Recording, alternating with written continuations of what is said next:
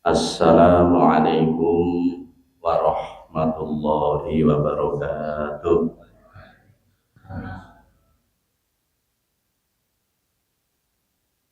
Innal hamdalillah nahmaduhu wa nasta'inu wa nastaghfiruh wa na'udzu billahi min syururi anfusina wa min sayyiati a'malina. May yahdihillahu fala mudilla lahu wa may yudlil fala hadiya lahu. Asyhadu an la ilaha illallah wahdahu la syarika lah wa asyhadu anna Muhammadan abduhu wa rasuluhu la nabiyya ba'da. Allahumma shalli ala Muhammad wa ala alihi wa ashabihi wa man tabi'ahum bi ihsanin ila yaumil qiyamah. Subhanaka la ilma lana illa ma 'allamtana innaka antal alimul hakim.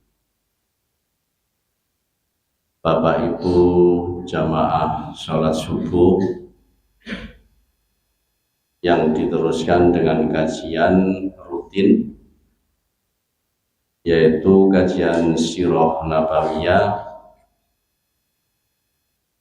Alhamdulillah pada pagi hari ini kita masih dibangunkan oleh Allah Subhanahu wa Ta'ala dan masih dipilih oleh Allah Subhanahu wa Ta'ala sehingga bisa melaksanakan sholat subuh di Masjid Al-Qohar ini secara berjamaah. Dan nikmat ini tidak diberikan kepada semua orang, hanya orang-orang yang dipilih saja yang diberi kenikmatan seperti pagi hari ini. Untuk itu barangkali ada saudara-saudara kita yang sakit, yang tidak bisa hadir di majelis ini, mudah-mudahan untuk pekan depan bisa hadir dan bisa berkumpul dengan kita semua yang ada di Masjid Al-Qohar ini. Yang pertama, marilah kita selalu bersyukur kepada Allah Subhanahu wa Ta'ala,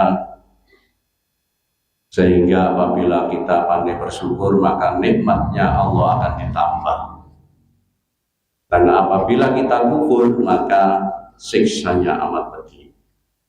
Untuk itu patut kita ucapkan alhamdulillah bisa hadir di Masjid Al-Qohar ini untuk sholat berjamaah dan mendengarkan tausiah.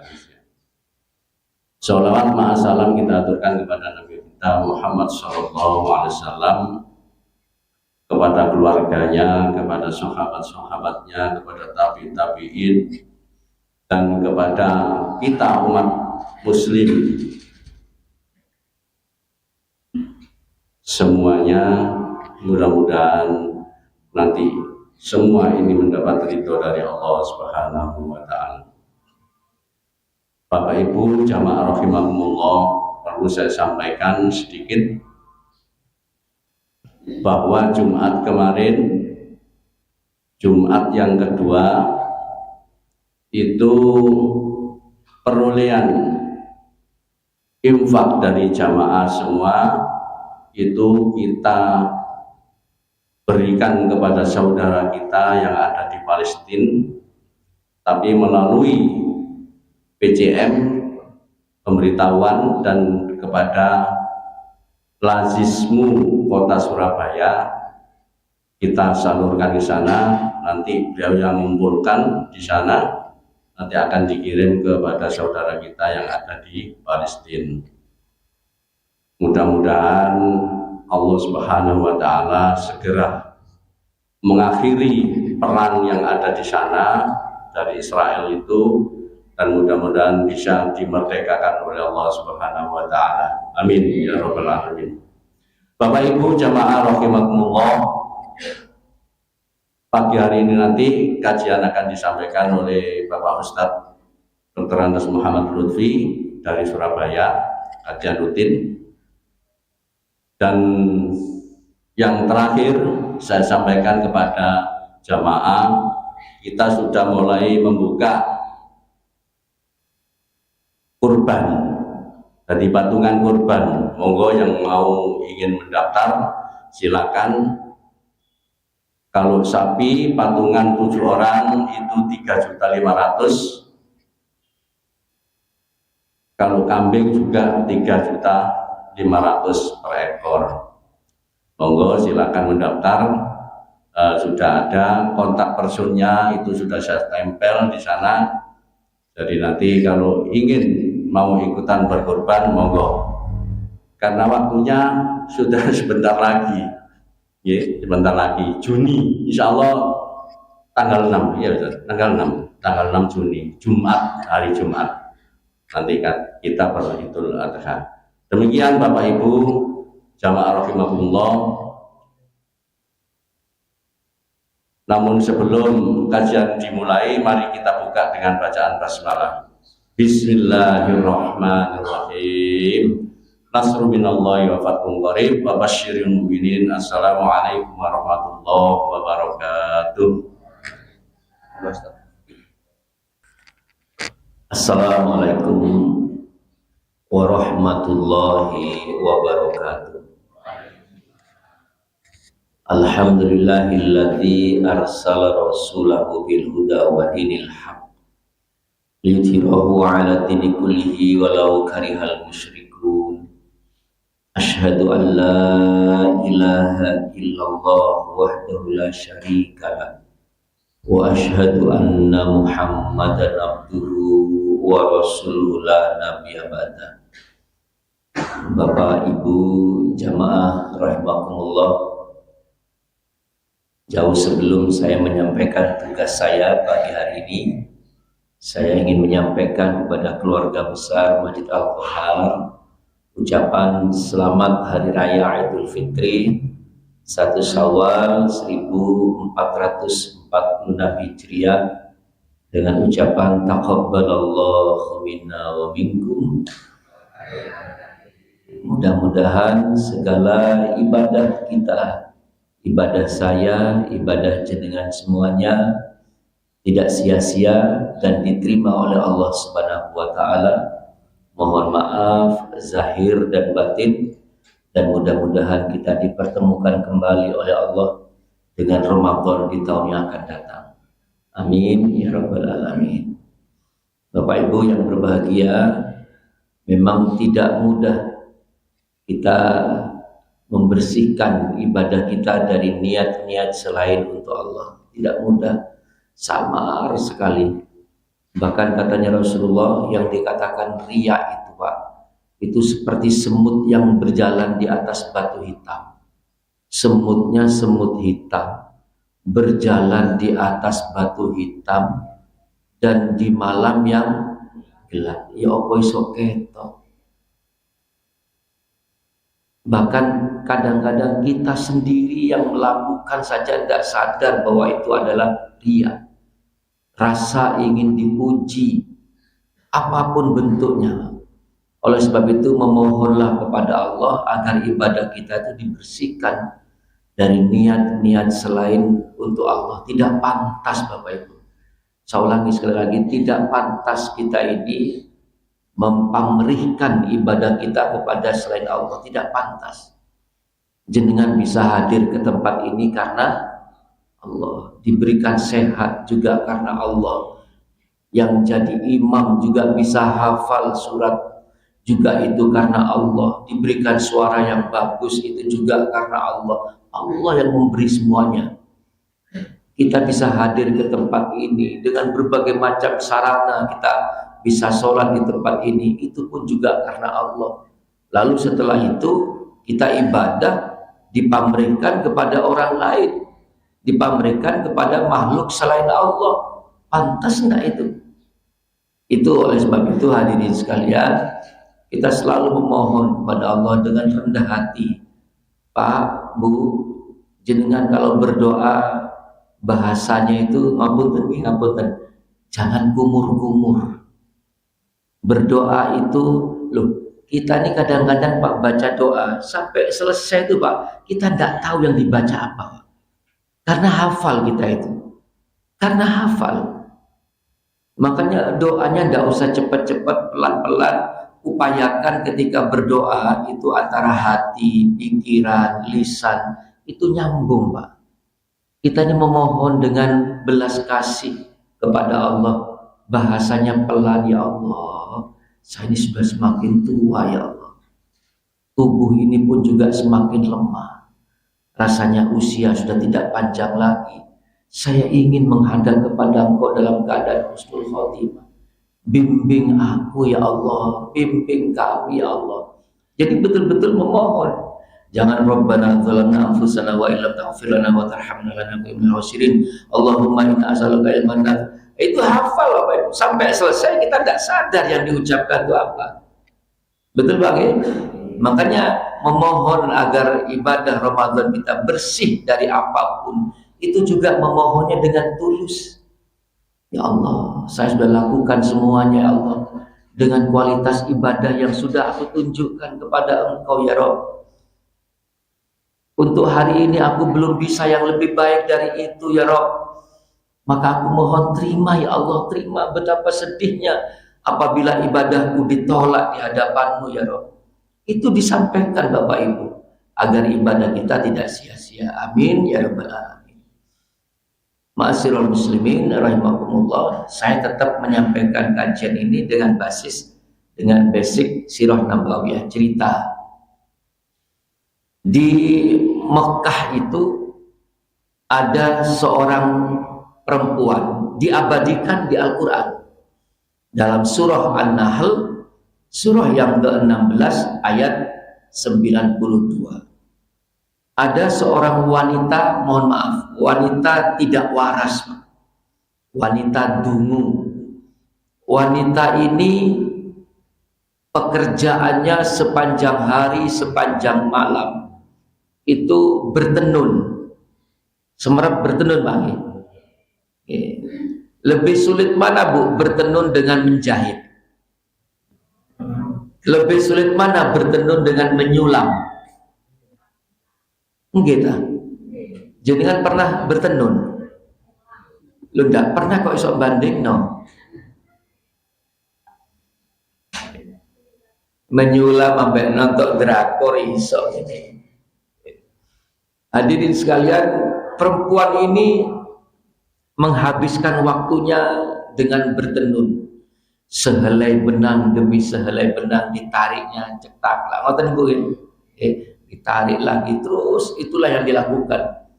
Bahkan orang-orang di sekitar rumahnya itu sudah tertidur, sudah lelap istirahat, perempuan ini masih bertenun. Waktunya hanya habis dalam rangka bertenun ini.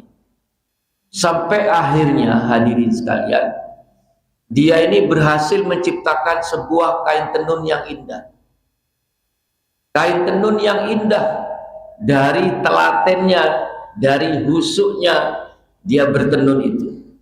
Tapi anehnya Bapak Ibu, maklum karena wanita, Bapak biasa ini gimana ngomong dungu sampai delok ustaz, mbak ngomong dungu sampai nunduk ini ya, dungu sampai delok ustaz ya. Maklum karena wanita dungu, begitu dia berhasil menciptakan kain tenun yang indah, itu diburai Pak.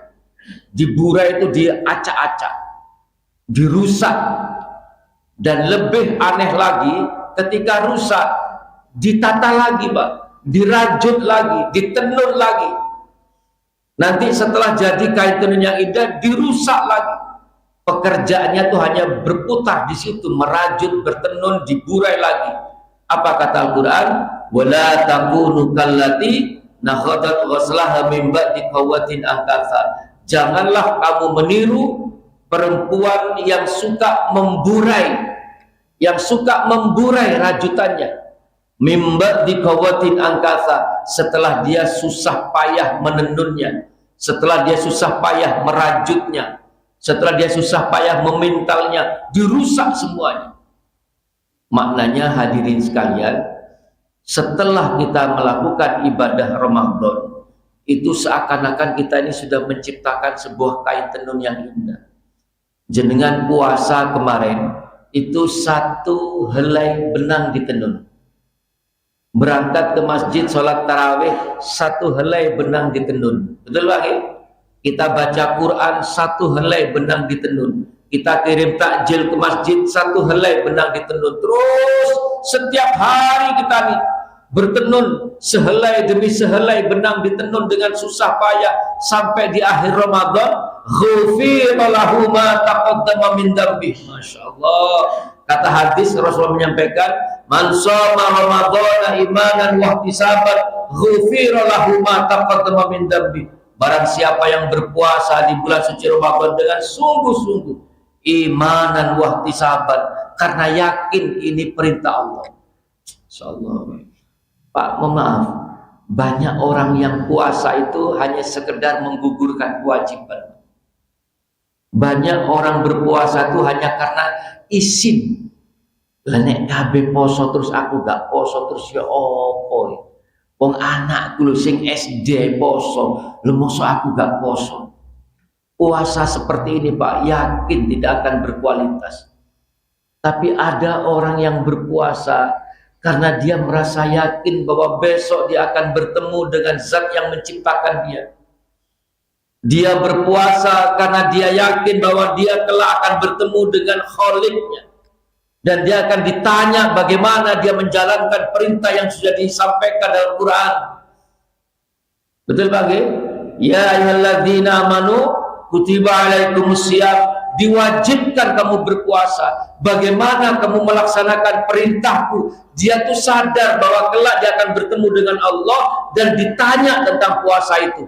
Makanya dia tidak main-main dengan puasanya. Kalau puasa itu Pak motivasinya seperti itu, hadirin sekalian, yakinlah puasanya akan bagus.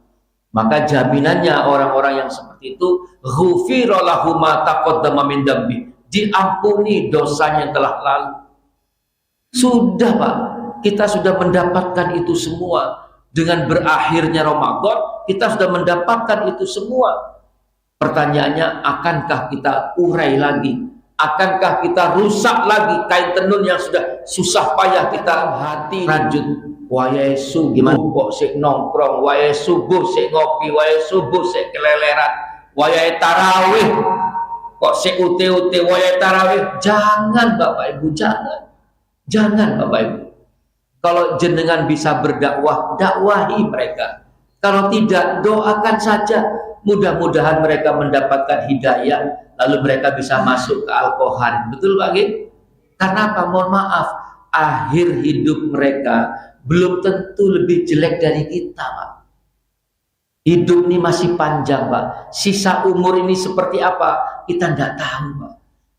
Sedangkan kita, akhir hidup kita belum tentu lebih baik daripada mereka. Cerita sebaliknya Pak. Cerita yang berbeda dengan Ar-Rajal bin Unfuwah, itu ceritanya Sayyidina Umar. Sayyidina Umar itu Pak, ya, terlambat masuk Islam. Sayyidina Umar itu memeluk Islam bulan Dzulhijjah tahun ke-6 kenabian, hampir 7 tahun. Hampir 7 tahun setelah Rasul diangkat menjadi nabi, Umar bin Khattab itu baru masuk Islam. Baru masuk Islam. Itu hadirin sekalian, jenengan kalau baca 10 sahabat Nabi yang dijamin masuk surga, saya ulang lagi, 10 sahabat Nabi yang dijamin masuk surga: Abu Bakar As-Siddiq, Umar bin Khattab, Utsman bin Affan, Ali bin Abi Thalib, Abdurrahman bin Auf, Sa'ad bin Abi Waqqas, ada Zubair bin Al-Awwam, Tolhah bin Ubaidillah, ada Sa'id bin Zaid, ada Abu Ubaidah bin Jarrah. Dari 10 orang ini hadirin sekalian, 9-nya itu adalah as-sabiqun al-awwalun, orang-orang yang pertama kali memeluk Islam. Dari 10 orang ini, 9 orangnya adalah as-sabiqun al-awwalun, orang-orang yang pertama kali memeluk Islam. Tidak ada nama Sayyidina Umar. Umar itu belum masuk Islam. Ketika Abu Bakar sudah memeluk Islam, Utsman, Ali, semuanya sudah berislam, Umar itu masih cari-cari Muhammad. Mana Muhammad dengan pedangnya. Orang paling jahat dengan Islam. Orang paling jahat, bahkan dia membunuh anak kandungnya sendiri. Seandainya jenengan ketemu dengan Umar sebelum masuk Islam, Pak. Seandainya ketemu dengan Sayyidina Umar sebelum masuk Islam, Saya yakin jenengan ini dalam hati nek ngomong aku yakin gak wani. Paling menggerundel tok. Mar kalau iki neraka. Tapi nek ngomong gak kira wani. Soalnya Pak omong ojo maneke di wong setan mbek wedi mbek Umar. Setan itu Pak papasan dengan Umar itu takut, Pak. Jadi kalau Umar lewat ini, apa Pak Wandi? Jalan apa nih Pak Wandi? Lidah nggih. Setan Sayyidina Umar lewat sini, Pak. Setan itu melawi nang Gunung Sari, Pak. Seje Mbak Dewi lagi nih setan nang Gunung Sari ini kabeh. Itu, Pak. Seandainya kita bertemu dengan Sayyidina Umar sebelum masuk Islam, mungkin kita akan mengatakan, kamu ini jahat, kamu ini kotor, mesti neraka tempatnya. Tapi perhatikan Bapak Ibu, ketika Sayyidina Umar sudah memeluk Islam, hanya dengan seuntai ayat suci, surah Toha, surah yang ke-20 ayat 14.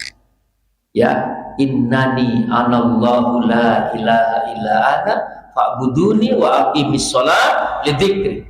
Sesungguhnya aku, kata Allah, innani, sesungguhnya aku adalah Allah, la ilaha illa ana fa'buduni, ya sembahlah aku, wa aqimis shalah lidzikri, dan dirikan salat untuk mengingat aku.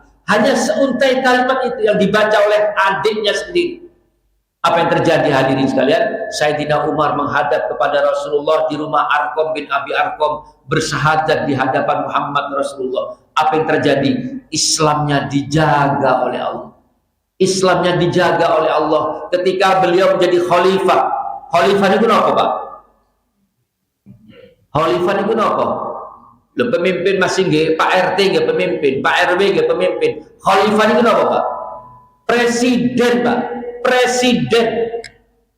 Mau Idul Fitri, Pak, mau Idul Fitri, anaknya ndak punya baju. Ndak punya baju, bajunya penuh dengan tempelan. Anaknya khalifah, anaknya presiden, Pak. Ojo mana gak duwe kelambi dadi wali kota iso, dadi gubernur iso. Ini hanya sekedar baju untuk berlebaran ndak punya. Merengek sama abinya ndak punya uang juga, nulis surat kepada siapa? Bendahara. Bendahara kan anak buahnya, Pak. Bendahara negara, Baitul Mal, anak buahnya kirim surat, saya pinjami uang. Ini kalau bahasa kita, tolong saya pinjami uang. Nanti gajian bulan depan, tolong potong gaji saya. Ini bahasa singkatnya. Apa kata bendahara negaranya? Apa Tuan yakin umur Tuan sampai bulan depan? Dijawab begitu, Pak. Kalau kita ini, Pak, sekarang, Pak, ya presiden mobil itu kok api ya sing lewat. Oh, menewis teko. Kayak ngomong ngono tok, sing kerungu gak kira wani gak ditukokno. Itu mobil merek apa baca api ya? Menewis teko. Ini Sayyidina Umar kirim surat kepada bendaharanya, tolong saya pinjami uang. Anak saya mau butuh untuk beli baju, saya tidak punya uang. Besok bulan gajian depan tolong dipotong. Dijawab sama Baitul Malnya, apa ya Tuan yakin umur Tuan sampai bulan depan? Gak esok jawab, gak sido nyelid duit. Itu khalifah. Ketika raja-raja Persia datang ke Madinah ingin bertemu dengan khalifah, sama orang-orang, sama sahabat-sahabatnya, diantar ke masjid, bukan Masjid Al-Qohar nih, diantar ke masjid. Apa kata raja-raja Persia? Saya ini mau bertemu dengan rajaku, saya ini mau bertemu dengan khalifah. Loh, kenapa saya diajak ke masjid? Wis ojo kakak ngomong, ayo melok ke masjid. Setelah sampai di masjid, ada orang, Pak, tidur melungker, Pak, hanya beralaskan tangan kanannya, tidur. Ojo rame-rame. Ada anak kecil bermain di halaman masjid. Itulah pengawal Sayyidina Umar.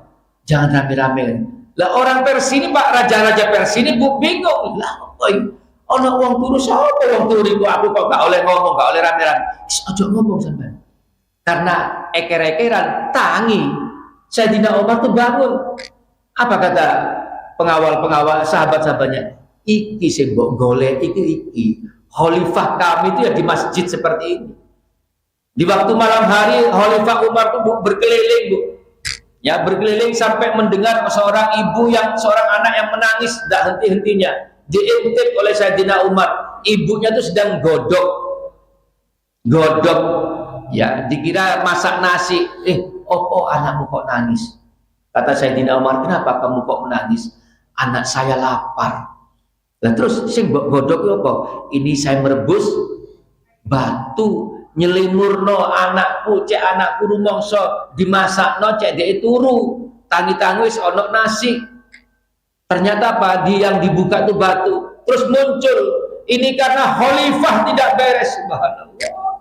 Di depan Sayyidina Umar ngomong begitu. Ini karena khalifah dolim, membiarkan kami jadi orang miskin. Ya Allah, langsung khalifah Umar itu pergi Bapak Ibu.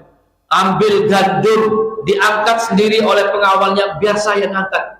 Kamu bisa bantu aku di dunia ini, tapi di akhirat kelak tetap ini tanggung jawabku. Diangkat, diberikan kepada, langsung diberikan pada ibu-ibu itu. Itu hadirin sekalian. Nah, hadiah dari Allah, walaupun dia terlambat masuk Islam, hadiah dari Allah, Allah berikan kesempatan jenazahnya. Betul Bang? Jenazahnya bersanding dengan kekasih Allah Muhammad Rasulullah Sallallahu Alaihi Wasallam. Di mana itu Pak? Di mana itu? Di Madinah, di Masjid Nabawi, di sampingnya Raudhah. Raudhah itu hadirin sekalian dulu tinggalnya Rasul. Di sampingnya Raudhah itu Pak ada makam Pak. Silakan jenengan lihat. Bisa kok dari YouTube apa bisa. Makamnya Rasul. Maka nanti ada 3 makam bersebelahan. Yang pertama kalau jenengan berjalan ke pintu keluar, pintu jenazah yang pertama, makam yang pertama itu adalah makamnya Sayyidina Umar. Yang kedua yang tengah-tengah makamnya Sayyidina Abu Bakar. Yang paling kanan dekat pintu keluar itu makamnya Sayyidina Muhammad Rasulullah Sallallahu Alaihi Wasallam. Orang yang paling benci dengan Muhammad, orang yang paling kotor sebelum masuk Islam, dapat kesempatan berbaring bersama dengan kekasih Allah. Betul Pak? Inilah akhir hidup Pak. Ini akhir hidup. Jangan sama mengatakan wow wayai subuhan gak sholat wayai, jangan Pak. Sebaliknya hadirin sekalian, di sisi yang lain, istri kesayangan Rasulullah, Khadijah binti Khuwailid, yang sudah berdakwah dengan begitu banyak pengorbanan harta benda. Khadijah itu Pak sebelum menikah dengan Rasulullah itu adalah orang paling kaya di Mekah. Bukan perempuan paling kaya Pak, orang paling kaya. Orang paling kaya. Begitu menikah dengan Rasulullah, terutama setelah Rasul diutus menjadi nabi, kekayaannya berkurang. Demi apa? Demi memperjuangkan Islam sampai habis-bis. Sekedar untuk kain kafan saja dia gak punya persiapan. Ketika mau meninggal, Khadijah binti Khuwailid itu Pak memohon kepada Rasulullah agar serbannya Rasul itu diberikan kepada Khadijah sebagai pengganti murinya, sebagai pengganti kafannya. Itu pun dia beraninya ngomong lewat anaknya Fatimah binti Muhammad Rasulullah. Tidak berani ngomong langsung. Itu hadirin sekalian. Orang yang berkorban seperti itu hadirin sekalian belum mendapatkan hadiah dari Allah untuk bersanding jenazahnya dengan suami yang telah menemaninya 25 tahun dengan kekasih Allah. Belum. Justru orang yang paling jahat. Makanya hadirin sekalian, ngapunten ya, kalau kemarin kita ini sudah berpuasa dengan baik, jangan sampai dirusak kembali. Belum tentu kita punya kesempatan berpuasa lagi. Yang pertama, ayo setelah kita sudah merajut kain yang indah, jangan dirusak lagi. Betul Pak? Ya, kebiasaan-kebiasaan baik selama Ramadan ayo dilanjutkan. Walaupun saya paham jenengan tidak akan serajin ibadah di bulan Ramadan, tidak mungkin. Jenengan serajin apapun baca Quran, tidak akan serajin di bulan Ramadan. Karena apa? Magnetnya Ramadan itu yang mengatur adalah Allah. Jenengan berinfak tidak akan seloman Ramadan, tapi mudah-mudahan pelajaran di bulan Ramadan berimbas sampai setelah Ramadan. Yang kedua hadirin sekalian, jaga akhir hidup kita. Saya ulangi, jaga akhir hidup kita. Ingatlah cerita tentang Ar-Rajal bin Unfuah dengan cerita Umar bin Khattab. Awalnya nyantri, awalnya mondok, awalnya aktif di masjid itu bagus, tapi yang paling penting adalah akhirnya. Seperti apa wajah kita hadapkan kepada Allah. Betul Pak? Dan yang ketiga hadirin sekalian, ayo jaga kefitrahan kita, buanglah sifat-sifat yang sesungguhnya bukan sifat manusia, agar kita kembali fitrah, hadir di hadapan Allah kelak dalam keadaan husnul khotimah. Amin ya rabbal alamin. Saya rasa mungkin itu Bapak Ibu yang dapat saya sampaikan. Tadi ada pesan agar kita bisa saling bermaafan. Ya, sekali lagi Rasulullah itu ketika mau meninggal, ini level Muhammad Rasulullah, levelnya Rasul, Pak. Rasul itu ketika mau meninggal, sudah tubuhnya sudah mulai lemah, dia menyampaikan pada Bilal, tolong kumpulkan orang-orang. Maka Bilal mengumpulkan orang-orang, berkumpullah orang-orang di Masjid Nabawi.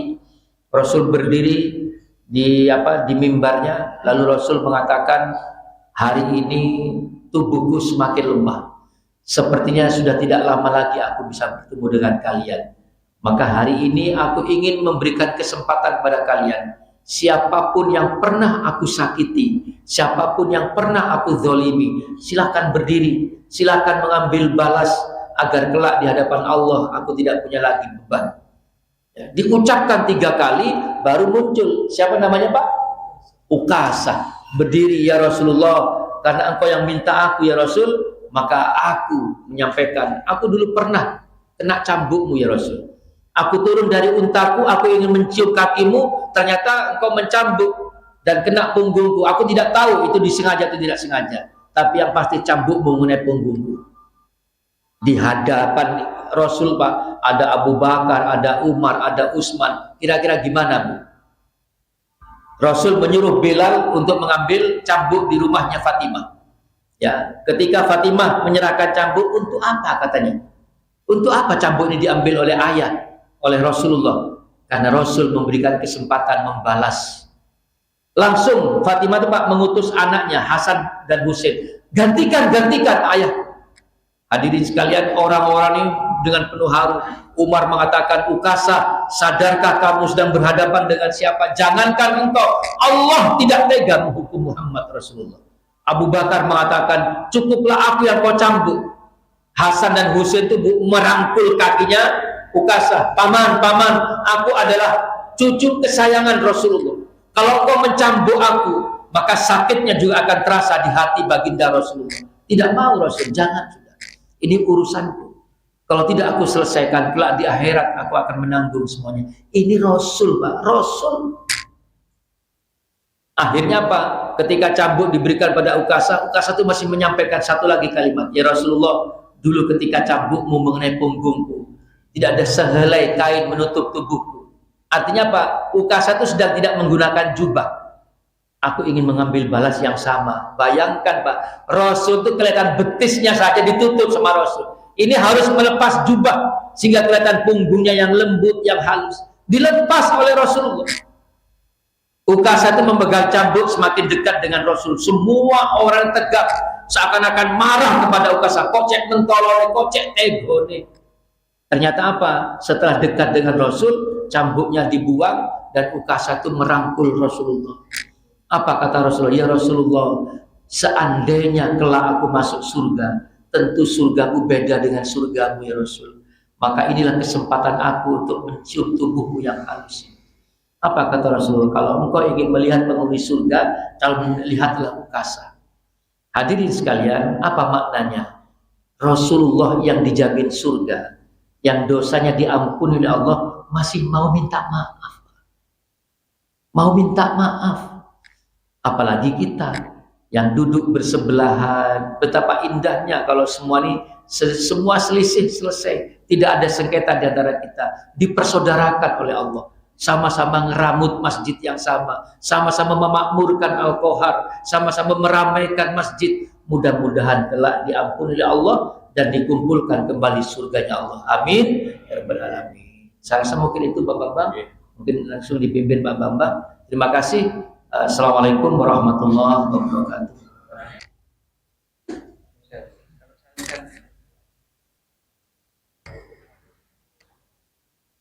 Bapak Ibu jamaah rahimakumullah, itulah kajian yang telah disampaikan oleh Bapak Dr. Anwes Muhammad Lutfi. Dan yang terakhir dari saya akhiri kajian pagi hari ini. Namun nanti sebelum kita akhiri, mari kita berjabat tangan agar kita saling memaafkan seluruh jamaah yang ada di sini. Dan yang kedua, saya sebagai takmir Masjid Al-Khohar, saya mengucapkan terima kasih kepada Bapak Ibu yang telah mensupport Masjid Al-Khohar ini dalam kepengurusan, dan yang terpenting sedekah dan infak jenengan itu saya sangat berterima kasih, dan mudah-mudahan Allah Subhanahu wa taala mengganti yang lebih banyak dari yang Anda sedekahkan kepada masjid kami Al-Khohar ini. Dan kepada jamaah semua pengurus Masjid Al-Khohar, mohon maaf yang sebesar-besarnya apabila ada kurang dan lebihnya dalam menerima jamaah di masjid ini. Dan untuk itu saya sebagai takmir mengucapkan mohon maaf yang sebesar-besarnya. Dan yang terakhir, marilah kita ucapkan hamdalah. Alhamdulillahirabbil alamin. Nasrun minallahi wa fathun qarib wa basyiril mu'minin. Assalamualaikum warahmatullahi wabarakatuh.